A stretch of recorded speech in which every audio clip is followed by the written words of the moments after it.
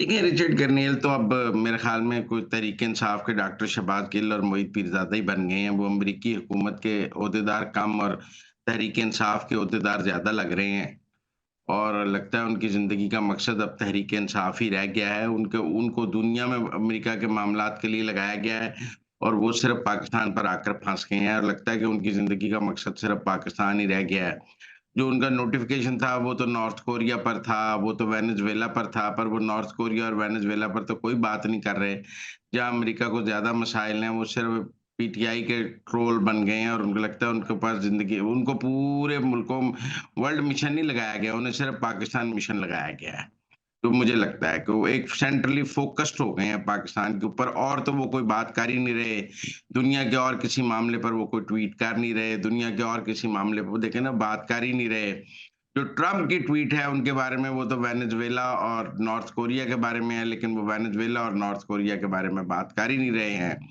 वो गज़ा के बारे में बात नहीं कर रहे हैं, वो कोई अरे यूक्रेन लड़ाई पर बात नहीं कर रहे हैं, वो तो सिर्फ़ पाकिस्तान पर बात कर रहे हैं, तो ऐसा लगता है जैसे उन पर पाकिस्तान का स्पेशल एनवॉय लगा दिया है।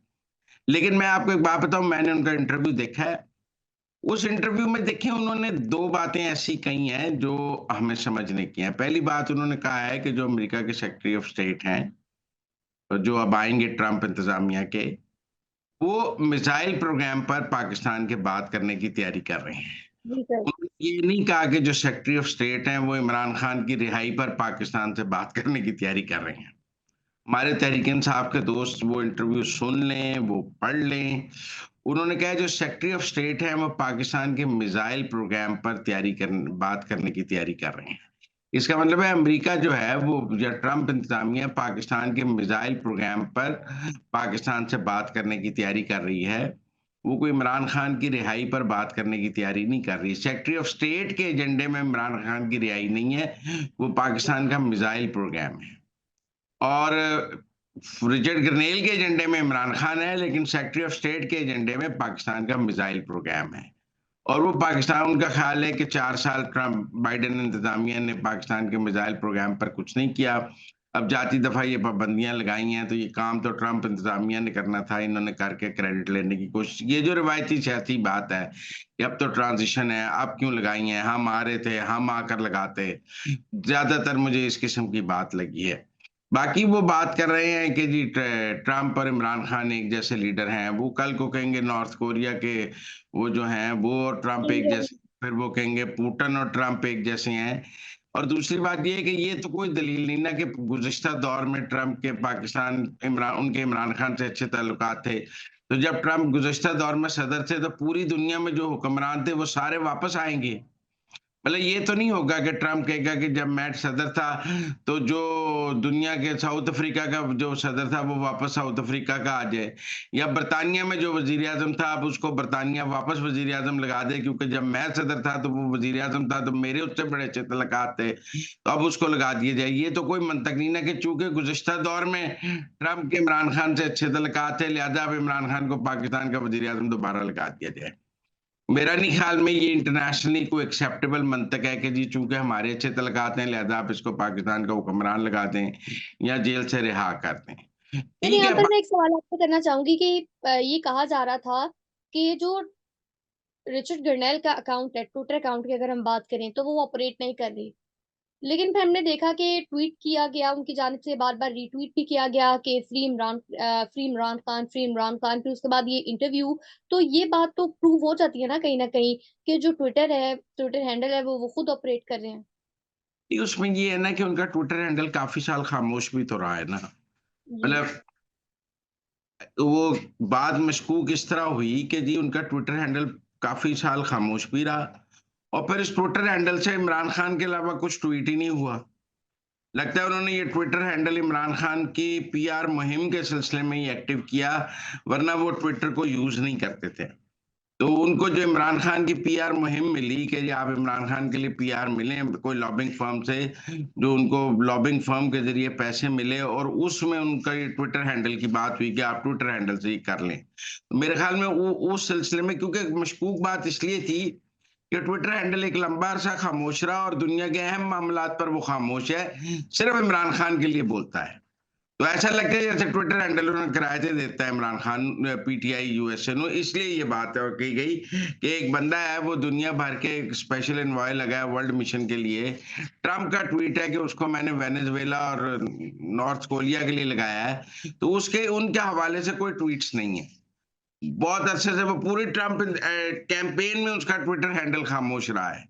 यकदम इमरान खान के लिए एक्टिव हुआ है, तो उससे लोगों की ये राय है कि ये जो ट्विटर हैंडल है ये इमरान खान के पीआर के लिए किसी लॉबिंग फर्म ने उनसे कहा कि आप एक्टिव कर लें।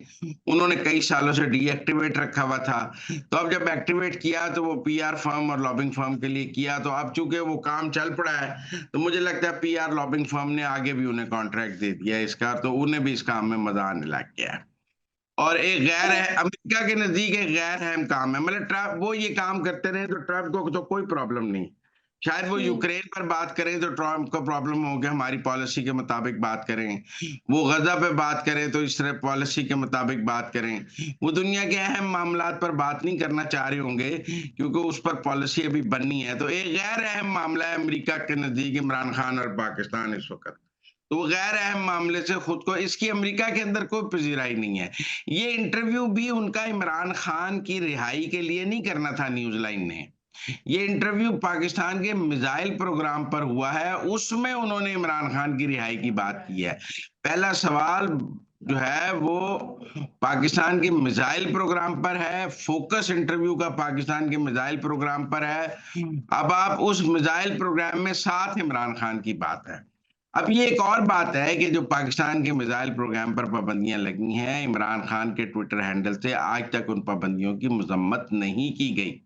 पीटीआई के ऑफिशियल ट्विटर हैंडल से उन पाबंदियों की मजम्मत नहीं की गई क्योंकि पीटीआई और इमरान खान इस वक्त ट्रंप इंतजामिया को या अमेरिका को नाराज नहीं करना चाहते। लिहाजा उनके ख्याल में पाकिस्तान के मिसाइल प्रोग्राम पर जो पाबंदियां लगी हैं उनकी अगर वो मजम्मत करेंगे जैसे बाकी सियासी जमातें कर रही हैं तो अमेरिका नाराज हो जाएगा। लिहाजा वो उसकी मजम्मत नहीं करना चाहते। इसलिए मेरे ख्याल में मैं अब भी अपनी उस बात पर कायम हूं कि अकेला रिचर्ड गरनैल पाकिस्तान से इमरान खान की रिहाई नहीं करा सकता। अगर वो आज ये कहते हैं कि अमेरिकी सेक्रेटरी ऑफ स्टेट जो हैं वो इमरान खान की रिहाई पर बात करने की तैयारी कर रहे हैं तो मैं कहता शायद वो कर रहे हैं। लेकिन आप देखें ना कि उन्होंने सेक्रेटरी ऑफ स्टेट के बारे में कहा है कि वो सिर्फ मिसाइल प्रोग्राम पर बात करेंगे।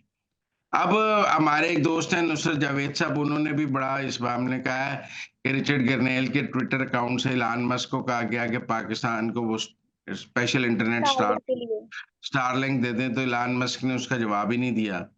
वो कहता ओके, वो कहता है ग्रेट, वो कहता वी लुक फॉर इट। तो कोई एक रस्मी, देखिए ना, एक उनकी ये ऐसी है जैसे इलान मस्क जो है वो department of government efficiency DOGE के सरबराह हैं और ये वर्ल्ड मिशन दोनों ही ट्रंप इंतजामिया के नॉमिनेटेड हैं। तो एक ने दूसरे को ट्वीट किया तो दूसरा उसको रिस्पॉन्ड तो कर देता है।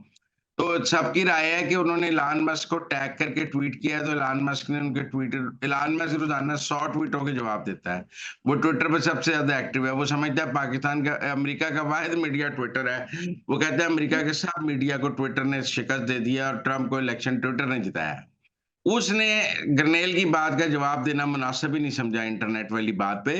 तो उससे अंदाजा होता है कि रिचर्ड ग्रनेल उस वहां पे कोई ज्यादा अहम आदमी नहीं है अमेरिकी इंतजामिया में कि उनकी बात का एलन मस्क ने जवाब नहीं दिया। अमेरिका का कोई और जो सीनियर ओहदेदार है वो बात नहीं कर रहा जो रिचर्ड ग्रनेल कर रहे हैं। तो इसलिए ख्याल है कि एक गैर अहम आदमी को थोड़े पैसे लग गए हैं लॉबिंग फर्म के जरिए, पीआर फर्म के जरिए, तो उसने अपना दाल दलिया चला लिया है और पाकिस्तान में उसको इंपॉर्टेंस मिल गई है। और दुनिया के अहम मामला, यहाँ तो वो कहना कि जी वो दुनिया के बाकी अहम मामला पर भी बड़ी अहम बात कर रहा है। देखें जी, उसने यूक्रेन पर ये बात की है, उसने चीन के ऊपर ये बात की है, उसने इंडिया के ऊपर ये बात की है, उसने देखें बरतानिया पर ये बात की है, उसने इसराइल पर ये बात की है। वो दुनिया के वर्ल्ड मिशन का हेड है, किसी बारे में कोई बात नहीं करता। इसका लगता है जैसे ट्रंप ने उसको पाकिस्तान के ऊपर एनवाय लगा दिया है। लिहाजा मेरे ख्याल में ट्रंप इंतजामिया में भी उनको कोई सीरियसली नहीं ले रहा और वो एक गैर संजीदा आदमी है जो किसी तरह एक एडजस्ट हो गए हैं। हमारे यहाँ भी आप समझें कि पाकिस्तान में भी ना कुछ लोगों को गश्ती सफीर लगा दिया जाता है जो कि जिसे कहते हैं एम्बेसडर एट लार्ज। तो वो गैर अहम लोग होते हैं, वो ऐसा नहीं होता, वो एम्बेसडर एट लार्ज जो है वो सब मुल्कों के दौरे करता फिरता है। ये मुझे भी लगता है कि जैसे पाकिस्तान में गश्ती सफीर और एम्बेसडर एट लार्ज लग जाता है लोगों को पॉलिटिकली अकोमोडेट करने के लिए, और वो बहुत ही गैर अहम सा आदमी होता है, उसका फॉरेन पॉलिसी पे कोई अमल दखल नहीं होता। Same is the position Richard Grenell की, मुझे इससे ज्यादा नहीं अहमियत नजर आती। मुझे लगता है कि पाकिस्तान की हुकूमत ने और रियासत ने भी उन्हें संजीदा लेना गैर संजीदा लेना शुरू कर दिया। अब वो उन्हें संजीदा नहीं ले रहे हैं, इसीलिए उनके इंटरव्यू का जवाब तलाल चौधरी से दिलाया गया, फॉरेन ऑफिस भी नहीं दे रहा। बाकी अभी उन्होंने ऑफिस अज्यूम भी नहीं किया। वो अभी अमेरिका के एक आम आदमी है, डेजिग्नेटेड आदमी है, अभी उन्होंने अपने ओहदे का चार्ज नहीं संभाला, अभी ट्रंप इंतजामिया ने ओहदे का चार्ज नहीं संभाला। देखिए ना, पीटीआई वाले तो ये कह रहे हैं कि 20 जनवरी की जो हलफ बर्दारी है ट्रंप की, उसका जो इन्विटेशन है वो इमरान खान को आ रहा है। भाई आज हुँ। 25 दिसंबर हो गई है, अगर आना होता तो आ जाता। सबको इनविटेशन चले गए हैं। इमरान खान का नाम तो नहीं है। ये तो बड़ा कह रहे थे कि ट्रंप अपनी हलफ बर्दारी में इमरान खान को बुला रहा है। ये वैसी बात है जैसे कह रहे थे ऑक्सफोर्ड का चांसलर इमरान खान जेल से बन जाएगा, फिर ऑक्सफोर्ड वाले खत लिखेंगे कि हमारे चांसलर को भेजें, उसने यहाँ पे इजलास की सदारत करनी है, तो फिर ऑक्सफोर्ड के खत पे तो इमरान खान को भेजना पड़ेगा। वो ऑक्सफोर्ड वालों ने ही नाअहल कर दिया। मुझे नहीं लगता इनको ट्रंप की हलफबर्दारी का कोई दावतनामा आ रहा है या ट्रंप इस बारे में कोई ट्वीट कर रहा है। तो लिहाजा मेरे ख्याल में बाकी हमारे तहरीक इंसाफ के दोस्तों अब ये कह रहे हैं ना कि जी अमेरिका साडा यार ट्रंप आ रहा है तो असी भी आ रहे हैं, ट्रंप ना गल हो गई है, तो अब इनकी इस उम्मीदों ने तो वक्त के साथ टूटना है। जैसे जैसे ट्रंप आएगा, जैसे जैसे कुछ नहीं होगा, जैसे जैसे ये जेल में रहेंगे, मुझे लगता है ये सारी गुफ्तगू इमरान खान की जेल लंबी कर देगी, क्योंकि रियासत फैसला करेगी कि अगर हमने छोड़ा तो ये तासुर बनेगा कि ट्रंप के दबाव में छोड़ रहे हैं, लिहाजा ना छोड़ा जी। जाए। अब मुझे ये लगता है कि ट्रंप के आने पे इमरान खान की मुश्किलात में इसलिए इजाफा हो जाएगा कि रियासत सोचेगी कि अगर हम छोड़ेंगे या हमको नरमी करेंगे तो तासुर जाएगा कि ट्रंप के दबाव में कर रहे हैं, लिहाजा कुछ महीने तो पूरी सख्ती रखें ना, ताकि ये लगे कि ट्रंप का हम पर कोई दबाव नहीं है, फिर सोचेंगे। तो मुझे लगता है ये ट्रंप ट्रंप करके और ये गर्नेल ने इमरान खान के लिए की मुश्किलात में इजाफा कर देना है, कोई आसानी नहीं पैदा करनी।